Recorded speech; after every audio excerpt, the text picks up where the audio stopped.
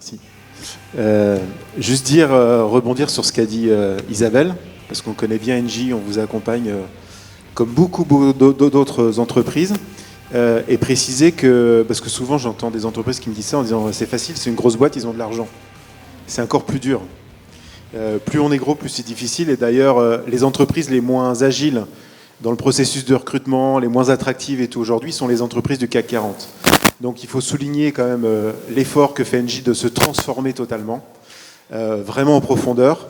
Et on le voit quand nous, on leur donne des conseils, qu'on fait des ateliers avec eux, ils sont à l'écoute, ils sont hyper humbles, et ils sont en mode multi-startup interne. Et puis c'est une fierté, c'est-à-dire qu'il ne faut pas oublier que c'est une entreprise française qui est vraiment présente à travers le monde. Donc voilà, je te fais un peu ta pub, mais c'est sincère en tout cas. Voilà. Pour faire juste un tout petit peu la pub d'Indeed, mais parce qu'en fait le sujet innover ou disparaître, c'est assez intéressant parce que c'est comme ça que Indeed est né. C'est-à-dire que les deux patrons qui ont créé Indeed, c'est un peu l'histoire à l'américaine, sortis d'école, au fond du garage ou presque, ont créé leur boîte. Et en fait, leur ambition, c'était de créer le meilleur job board au monde, dédié au monde de la finance, tout ça, parce que ça recrutait beaucoup dans ce secteur d'activité. Donc ils ont créé un job board qui a bien marché, et puis ils se sont dit, ouais, mais nous, on voulait faire le meilleur job board du monde, on voulait vraiment innover, être différent. Et puis ils se sont rendus compte qu'un job board restait un job board. Donc ça avait beau être digital, ça avait beau être super technique et tout, à un moment donné, ils arrivaient à une sorte de plafond de verre où il ne se passait pas grand-chose pour se différencier. Et donc ils se sont dit, au final, un job board, en fait, c'est quoi ? On est passé de l'ère papier à l'ère digitale, c'est-à-dire qu'on a mis les annonces papier sur des sites web, mais c'est sensiblement la même chose. Et donc ils se sont dit, en fait, le modèle économique d'un job board, c'est quoi ? C'est qu'on s'adresse au client, à celui qui a les moyens de payer pour mettre son annonce. Mais le vrai client, c'est qui, au final ? Qui c'est qui va sur le job board ? C'est le candidat, le chercheur d'emploi, actif ou passif. Donc ils se sont dit, on va s'intéresser à lui et au candidat. C'est qui le candidat et c'est quoi le parcours du candidat aujourd'hui ? Et donc ils ont fait un constat, donc ils ont fait une étude d'abord aux États-Unis. Ils se sont rendus compte que le candidat lambda, il y a 15 ans, puisqu'Indeed fête ses 15 ans aujourd'hui, regardait 6 à 8 supports pour ne voir que 30% des offres du marché. Sur ces 6 à 8 supports, il voyait 2, 3, 4, 5 fois la même offre, en doublon, en triplette, etc. Il s'est dit une expérience un peu dégueulasse quand même pour le candidat. Et puis il y a Google, tout ça, il y avait l'émergence de certains nouveaux modèles qui arrivaient. Ils se sont dit en fait on va créer un moteur de recherche, ça va être simple. Et pour le chercheur d'emploi, il va aller sur un seul site, il va taper je cherche quoi et où, et il verra toutes les offres. Il pourra les comparer, etc. Donc ils ont créé un moteur de recherche qui aspire toutes les offres d'emploi. Ce qui veut dire que tous ceux qui ont un site carrière ici sont clients d'Indeed, gratuitement, déjà. Donc c'est une bonne nouvelle. Et donc ça a révolutionné le monde de la recherche du travail, etc. Et donc Indeed existe dans plus de 60 pays, disponible en 28 langues. C'est le premier site d'emploi dans le monde, le premier site d'emploi en France et partout. Et grâce juste à l'expérience candidat. Donc quand on entend parler depuis tout à l'heure de l'intelligence artificielle, est-ce que ça détruit l'humain, etc., c'est toujours au sens de l'humain. Le consommateur, il est là. Quand on a des nouvelles applications et tout qui sont développées, si vous n'êtes pas là pour acheter, que ça ne fonctionne pas, ça ne marche pas. Je ne vais pas citer de prestataires en particulier, mais prenez l'exemple de certaines marques téléphoniques qui vous vendent des box, etc. Il y en a qui ont les meilleurs prix, qui ont la meilleure offre, a priori, sur le papier, et qui perdent énormément de parts de marché. Pourquoi ? Parce que derrière, il n'y a pas assez d'humains. Parce que le service client n'est pas bon. Et donc, ils perdent énormément de parts de marché. Donc, l'humain est bien important. Même si vous avez une offre technologique hyper performante, on voit qu'aujourd'hui, ça a des impacts extrêmement lourds. Donc ne jamais oublier l'humain. Et pour revenir à Indeed, dans chacun de nos bureaux, on a une chaise orange dans chacune de nos salles de réunion qui rappelle que la chaise orange, c'est la chaise du candidat et que le vrai patron chez nous, c'est le candidat. Et pour preuve, notre service marketing, Monde, dès qu'il lance, on est aussi en mode start-up en permanence, on lance des innovations, on les teste, le service marketing dit dans 80% des cas, on se plante. Entre ce qu'on pense qui est bon pour le candidat et quand on le met en test avec le candidat, dans 80% des cas, on a misé à côté. Donc le vrai patron chez nous, c'est le candidat. Et partout, le vrai patron devrait être le candidat. Deux bonnes nouvelles pour les fonctions RH, parce qu'on en parle beaucoup depuis tout à l'heure. Deux choses que je dis tout le temps dans mes interventions. Premièrement, recruter change la vie des gens. Il faut avoir ça en tête. Quand on est recruteur, on change réellement la vie des gens. On ne leur vend pas une paire de chaussures, on ne leur vend pas un voyage, on ne leur propose pas de changer d'appartement. on leur propose un emploi. Et l'emploi, c'est une des choses les plus impactantes. Depuis la nuit des temps, quand on pose la question aux gens « Qu'est-ce qui est important pour vous ?», il ressort 3 choses. La santé, la famille, le travail. Où est-ce que vous passez le plus clair de votre temps? Au travail. Donc quand vous quittez un job pour en prendre un autre, vous l'avez tous peut-être déjà vécu, ça remue là-dedans. Je sais ce que je quitte, mais je ne sais pas ce que je retrouve. C'est quoi les collègues? Est-ce que les valeurs prônées par les entreprises sont réellement celles-là? Ils me parlent de ça, ils me parlent de ça. Mais c'est très très impactant. Donc quand vous trouvez le bon candidat pour la bonne entreprise, pour le bon poste, c'est tout bénef pour le candidat. Il est content de venir au boulot. En général, moins d'absentéisme. Il est moins malade. Il est content. Ça va mieux dans sa vie perso. Il est performant, etc. Et c'est très bon pour l'entreprise. Vous recrutez le mauvais candidat au mauvais poste dans la mauvaise entreprise. C'est non seulement une catastrophe pour l'entreprise, mais c'est aussi une catastrophe pour cette personne qui ne va pas se priver d'en parler autour de lui en disant « on m'a promis monts et merveilles, ne va surtout pas dans cette entreprise, l'ambiance est dégueulasse, on me promet plein de trucs, n'y va pas ». Alors lui, il va vous faire une bonne pub. Donc recruter change la vie des gens, n'oubliez pas ça. Donc le rôle d'un recruteur est essentiel pour l'humain. Et il est essentiel pour l'entreprise. C'est aujourd'hui le premier facteur impactant dans le monde de l'entreprise. Donc non, le digital ne tue pas la fonction RH, il la sublime. En gros, on voit tous les outils qui sont développés aujourd'hui ont plutôt tendance à supprimer les tâches les plus rébarbatives de la fonction RH. En revanche, la fonction RH, tout le monde en a parlé, elle évolue. Et elle évolue très vite. Parce que le digital évolue très vite. Donc c'est là où il faut innover, sinon on peut mourir ou se laisser distancer très vite. Mais la fonction RH a besoin d'évoluer avec son temps. Je vais vous parler juste après de 2-3 choses sur l'évolution des comportements des candidats.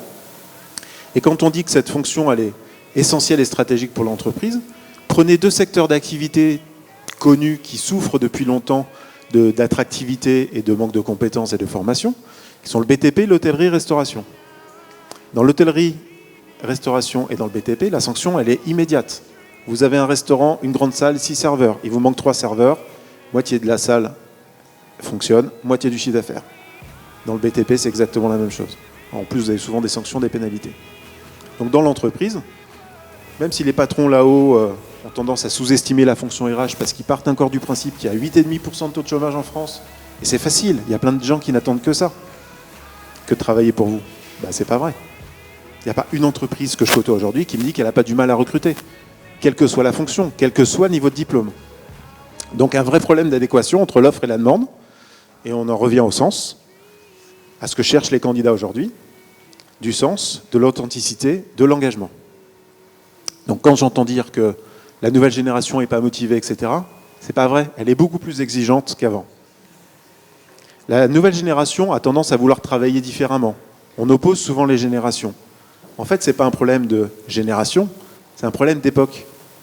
C'est-à-dire que dans notre époque aujourd'hui, les attentes sont toujours différentes, mais c'était pareil il y a 50 ans et il y a 35 ans. Un jeune n'a pas les mêmes aspirations que quelqu'un qui a 50 ans.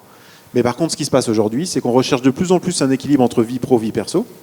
On le disait tout à l'heure, éventuellement faire 2 métiers ou 2 passions, ou accessoirement, je parle souvent de la possibilité de moduler les horaires de travail.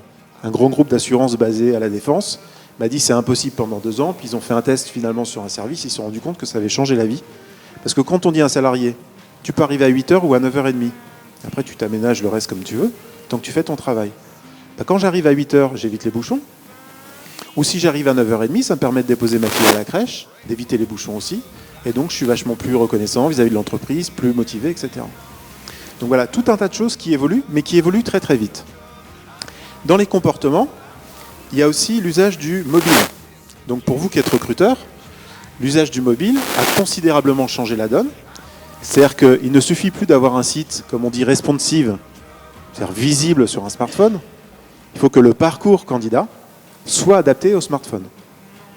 Et plus le candidat est rare, plus il est cher, plus il est sollicité, plus quand il va vouloir postuler éventuellement, il va le faire, ce que j'appelle en 2 coups de pouce. Donc si votre processus de candidature est comme avant, à savoir, je me crée un compte sur votre site carrière, je mets mon nom, mon prénom, mon adresse, mon téléphone, il faut que je me crée un compte en plus, donc déjà, je donne beaucoup d'informations. Je dois déposer un CV, et cerise sur le gâteau, une lettre de motivation, vous l'avez perdu. Parce que le meilleur candidat, il est déjà en poste, ou il est tellement sollicité qu'en gros, il le fait sur son smartphone. Il est dans les transports en commun, il est aux toilettes, il est sur son canapé. Voilà. Mais il n'est pas sur son ordinateur, de moins en moins. Quasiment 73% du trafic est mobile aujourd'hui, 65% sur Indeed. Et ce qui est important, c'est qu'aujourd'hui, 40% des candidats postulent via un smartphone. 40% des candidats postulent via un smartphone. Je ne vous dis pas ceux qui consultent. Postulent, veulent et ont besoin de postuler via un smartphone.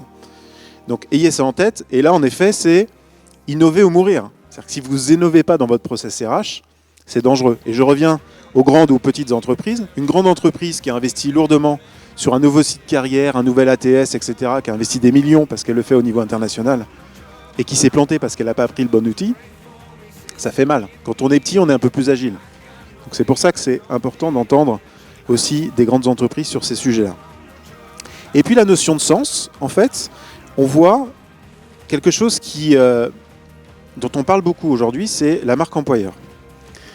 La marque employeur, on en parle de plus en plus, c'est un de tes sujets. Chez Indeed, on en parlait beaucoup dans les pays anglo-saxons, les avis sur les entreprises, etc. En France, il y a un peu plus de 2 ans, on n'en parlait quasiment pas. Et puis, il y a une autre entreprise qui est dans le même groupe que nous, qui s'appelle Glassdoor, qui était citée comme la référence. La référence en France était Viadeo, c'est le site qui avait le plus d'avis. Mais il n'y avait pas d'impact réel. On déposait un avis, on recevait des notifications pour déposer un avis, mais ça n'allait pas au-delà. Il y a un peu plus de 2 ans, on n'avait quasiment pas de statistiques en France sur l'impact des avis dans le fait de postuler ou non à une entreprise. En gros, moins de 6% des candidats disaient « je lis les avis sur les entreprises et ça impacte mon choix pour postuler ou non sur un poste ». Aujourd'hui, et nos stats, on les met à jour tous les 4 mois, 4 à 6 mois. Donc vous l'avez compris, on est une grosse entreprise de data, on se nourrit de cette data, puis on fait aussi quelques enquêtes externes pour ne pas se nourrir uniquement de ce qu'on voit nous et pour avoir une vision globale. Aujourd'hui, 83% des candidats regardent les avis sur les entreprises avant de postuler. 83%, plus de 8 sur 10. C'est juste énorme. Et quand on creuse le sujet, on leur dit « Pourquoi vous regardez les avis ?» Rappelez-vous, il y a 2 ans, on n'en parlait pas. Pourquoi vous regardez les avis sur les entreprises ? Ils disent c'est simple. En fait, la plupart du temps, les sites carrières sont plutôt bien faits. Mais en gros, et sur les annonces, donc le contenu des annonces est sur les sites carrières, toutes les entreprises sont leaders. Toutes les entreprises mettent l'humain au cœur de leur stratégie. Toutes les entreprises sont très socialement responsables. Là, il y a le greenwashing. Alors tout le monde dit voilà, moi je vais être plus vert que vert. Moi je suis hyper écolo, etc. Y compris Engie. Et le candidat, lui, ce qu'il cherche, c'est l'authenticité et la transparence. C'est-à-dire qu'en gros, il dit ok, j'entends ce qu'on me dit, mais quand même 8 fois sur 10, c'est bullshit parce que beaucoup en font des caisses. Est-ce que c'est vrai? Est-ce que c'est sincère? Et donc, il a besoin de croiser le message de l'entreprise avec le message des collaborateurs et ou des candidats pour voir l'authenticité de tout ça. Et c'est ça qui va déclencher l'engagement des futurs candidats qui seront vos futurs collaborateurs. Donc, extrêmement important. Autre question qu'on pose aussi aux candidats, aux salariés, c'est ok, quel est l'impact que ça a réellement d'avoir des avis négatifs, etc., sur le fait de postuler. Donc ils nous disent, en gros, à 46%, c'est pas en gros, c'est même très précis, à 46% des avis négatifs ou une inadéquation entre les valeurs affichées par l'entreprise et ce qui ressort des avis collaborateurs fait que je ne postulerai pas. Donc vous perdez près d'un candidat sur 2. La sanction, elle est immédiate. Et autre impact, c'est qu'aujourd'hui, le poids de ce qu'on dit de vous et de ce que vous dites est le même. C'est-à-dire qu'il y a encore 3-4 ans, avant l'impact aussi lourd des réseaux sociaux, du digital, etc., la com, les RH avaient la main. C'est-à-dire que vous décidiez ce que vous voulez dire de votre entreprise, à qui vous voulez le dire, à quelle audience. Aujourd'hui, l'impact entre ce qu'on dit de vous à votre insu et ce que vous dites de vous est le même. Exactement le même. Le poids est le même. On est vraiment à la jonction. Et c'est en train même de basculer dans l'autre sens. Donc c'est hyper important dans le parcours candidat, dans la façon de traiter ses salariés, ses collaborateurs, ceux que vous intégrez, ceux que vous avez chez vous et donc que vous formez pour qu'ils soient toujours performants, qu'ils soient bien dans l'entreprise, mais aussi ceux qui partent. On en parle assez peu. Un collaborateur qui part bien de l'entreprise, c'est pas grave de partir d'une entreprise. On n'est plus en adéquation avec les valeurs, on se les dit tranquillement, on t'accompagne vers la sortie, on le fait bien, on te laisse le temps, etc. Il sera très redevable et ça sera un super ambassadeur de votre entreprise.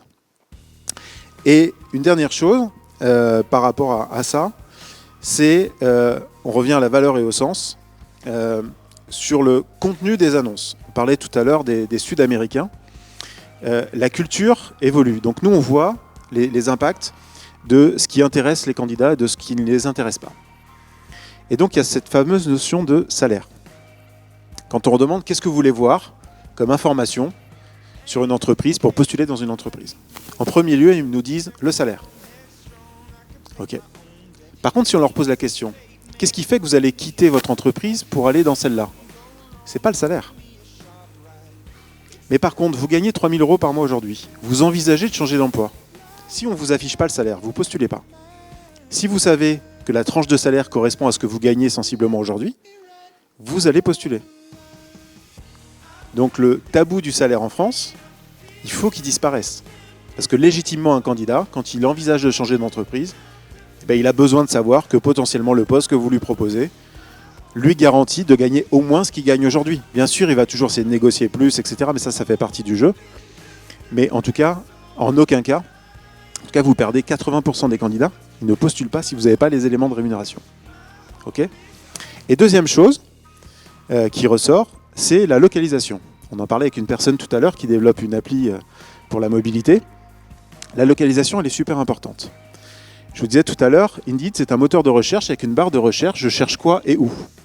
Dans 80% des cas, la première recherche de tous les candidats, ils tapent rien dans le quoi, ils tapent d'abord le où, et dans le où, ils tapent l'endroit où ils habitent. Donc qu'on soit actif ou passif dans la recherche d'emploi, quand on voit le nombre de trafic qu'on a, on a plus de trafic que de chômeurs. Donc il y a plein de gens qui sont en poste qui regardent régulièrement. C'est tout simplement de se dire, déjà je regarde autour de chez moi, dans un rayon de 5, 10, 15, 25, 30 km, quelles sont les offres d'emploi. Parce que l'emploi, le trafic, les déplacements, etc., en termes de temps, en termes de coûts, c'est avec la rémunération, c'est lié directement, l'équilibre vie pro, vie perso, le premier vecteur de satisfaction ou d'insatisfaction des gens. Donc, travailler le plus près de chez soi, ou pouvoir aménager ses horaires de travail, ou pouvoir de temps en temps, si tant est que le poste le permet, travailler de chez soi, etc., est une vraie priorité aujourd'hui pour les gens.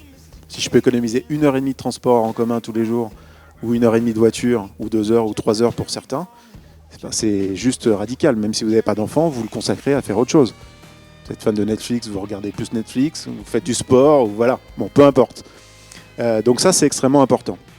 Et pour terminer, pour rebondir sur Indeed, parce que c'est bien de donner des leçons aux autres, nous, dans le modèle, on est une entreprise où il y a des congés payés limités, où les horaires sont illimités.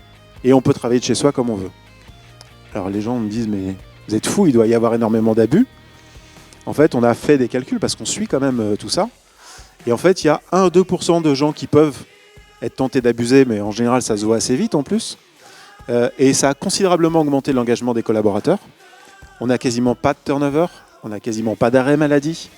Et on a tous des rythmes biologiques différents. Donc il y en a qui sont, je disais tout à l'heure, du matin, du soir. Et puis même, au sein d'un mois, on peut avoir un jour l'agnac et puis être prêt à se lever tôt, à terminer tard. Et puis un autre jour, pas se sentir bien et te dire j'arriverai à 10h30, je reste un peu au lit 1 heure de plus. C'est pas grave, je ne vais pas être jugé. Et les gens sont beaucoup plus performants, beaucoup plus reconnaissants. Voilà, je vous remercie.